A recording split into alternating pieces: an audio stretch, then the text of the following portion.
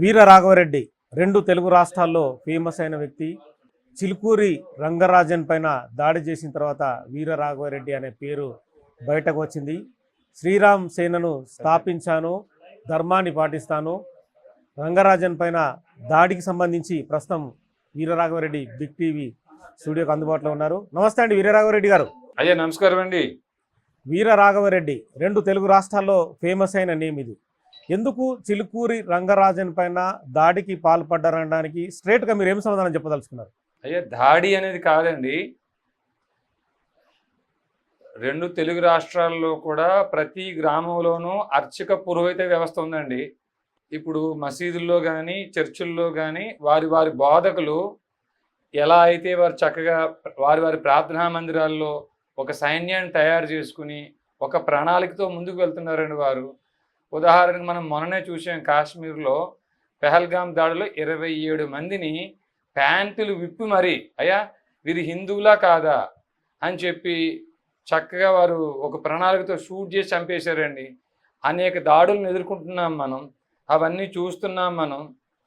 ఇవన్నీ వారికి ఎవరు బోధిస్తున్నారు, ఎక్కడ బోధిస్తున్నారు అంటే వారి వారి ప్రార్థనా మందిరాల్లో చక్కగా ఒక ప్రణాళిక వేసుకుని 2040 2047 కల్లా ఈ భారతదేశాన్ని ఎలా స్వాధీనం చేసుకోవాలన్న ప్రణాళికతో వారు పనిచేస్తున్నారండి. దానికి ప్రతిగా ఎదుర్కోవడం కోసం మన అర్చక పురోహితులు అయ్యా ఏవైతే ఆలయాలు ఉన్నాయో, ప్రతి ఊరిలో మనకి శివాది షణ్మతాల ఆలయాలు ఉన్నాయో అక్కడ అర్చక పురోహితులు మాత్రం ఎవరి దగ్గర శౌర్యం ఉంది, ఎవరి దగ్గర క్షాత్రం ఉంది, ఎలా మనం ఎదుర్కోవాలి అనేటువంటి ప్రణాళికని వారు బాధ్యతగా తీసుకుని వారు ప్రచారం చేయాలి. ప్రతి ఊరికి ఒక సైనికుడు ఉండాలి. ఈ సైనికుడి యొక్క పోషణ బాధ్యత ఆ ఊరే చూసుకోవాలి. దీనికి బాధ్యత ఆయా అర్చక పురోహితులు ప్రతి ఊరిలో కానీ తీసుకుంటే మన రెండు తెలుగు రాష్ట్రాల్లో 27,800 గ్రామాలు ఉన్నాయండి.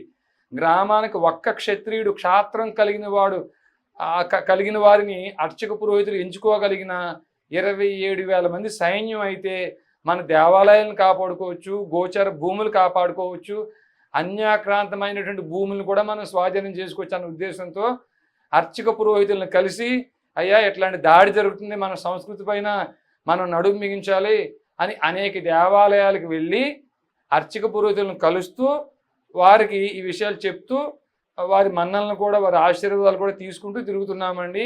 అందులో భాగంగానే కోటప్పకొండకి వెళ్ళాం, మార్టేరు వెళ్ళాం, పెనుగొండ వెళ్ళాం, విజయవాడ వెళ్ళామండి అయ్యా.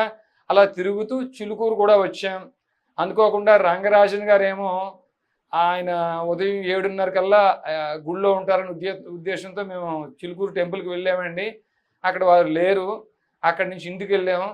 ఆ పైకి వెళ్ళి చూసే సమయానికల్లా భగవద్గీత 18వ అధ్యాయంలో క్షమో ధమస్తప శౌచం క్షాంతిర్జావమేవచ జ్ఞాన విజ్ఞానం ఆస్తిక్యం బ్రహ్మకర్మ స్వభావజం అనేటువంటి లక్షణాలు బ్రాహ్మణులకు ఉంటాయని, ఆ లక్షణాలు ఉన్నవారే బ్రాహ్మణులని భగవద్గీత 18వ అధ్యాయం 42వ శ్లోకం చెప్తుందండి.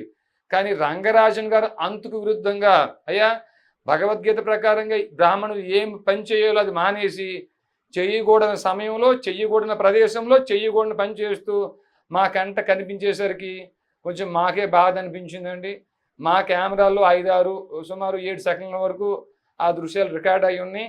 అవి లాక్కోవడం కోసం ఆయనే మా మీద దాడి చేసే ప్రయత్నం చేశారండి అయ్యా. ఆయన చెప్పేది ఏంటంటే, నేను కుంభమేళకు వెళ్ళి వచ్చాను, టీషర్ట్ వేసుకుని ఉన్నాను, టేక్ హిమ్ కస్టడీ అంటూ మీరు బెదిరింపులకు దిగారు, కింద పడేశారు వాళ్ళు, తను కింద కూర్చొని మీరు కుర్చీపైన కూర్చున్నారు, రామరాజ్యం కోసం మీరు ఏం పని చేస్తున్నారని చెప్పి దాడి చేశారనేది ఆయన ఆరోపణ.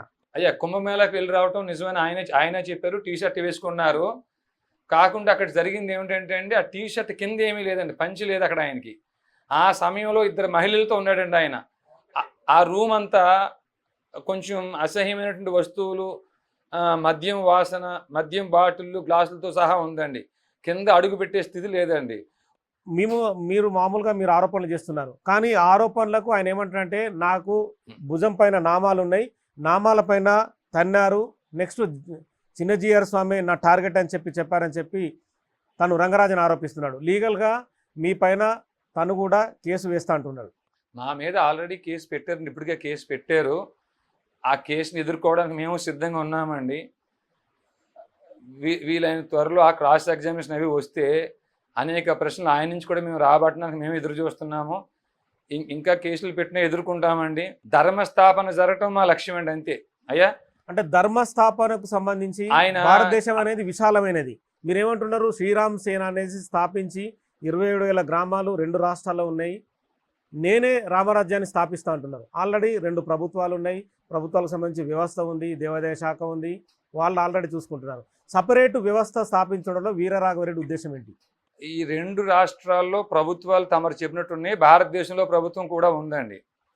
కానీ దుష్ట శిక్షణ శిష్ట రక్షణ చేయాల్సిన బాధ్యత మాత్రం మనం న్యాయస్థానాలకు ఇచ్చామండి.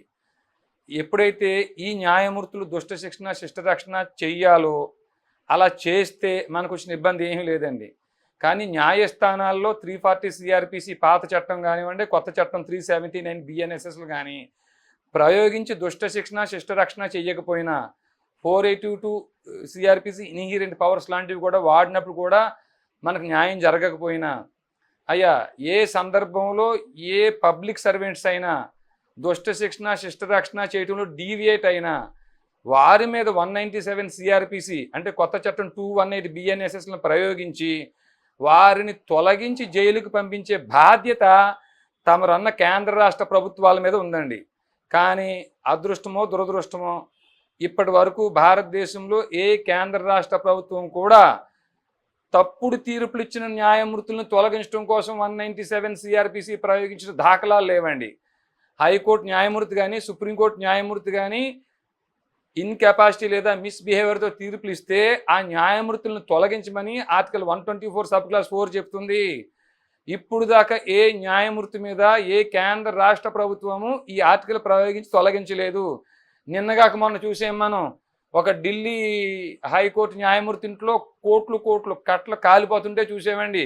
ఎఫ్ఐఆర్ అయిందా, కేసు నమోదైందా, ఆ డబ్బు ఎక్కడిది, ఎంత ఉంది, అలా ఎంతమంది న్యాయమూర్తులు ఉన్నారు? ఏమన్నా మనకు ఒక వివరణ అయితే ఎవరైనా ఇచ్చారండి? ఇన్ హౌస్ ఎంక్వైరీ, వారిని వారే నియమించుకుంటారు. వారు ఏమైనా తప్పులు చేస్తే బయట ఎవరికై చెప్పకుండా వారికి వారే తీర్పులు ఇచ్చేసుకుంటారండి. 2015లో ఎన్జేఏసీ యాక్ట్ అని తీసుకొచ్చారు నరేంద్ర మోడీ గారు. అది చాలా మంచి చట్టం. ఇలాంటి చట్టాన్ని కూడా కాన్స్టిట్యూషనల్ బెంచ్ ఒకటి ఏర్పాటు చేసి దాంట్లో 4 ఆ బిల్లు కొట్టి అవతల పాడేశారండి. జాస్తి చలమేశ్వర్ గారు ఒక్కరే ఆ బిల్లు సత్యం, దాన్ని కొట్టే అధికారం మనకు లేదు అని చెప్పి సపోర్ట్ చేశారు. మిగతా 4 కొట్టేశారు. న్యాయంగా ఆ 4 న్యాయమూర్తుల మీద ఆర్టికల్ 124 సబ్ క్లాస్ 4 ప్రయోగించి పార్లమెంట్లో పిలిచి ఇంపీచ్ చేసి వారిని జైలు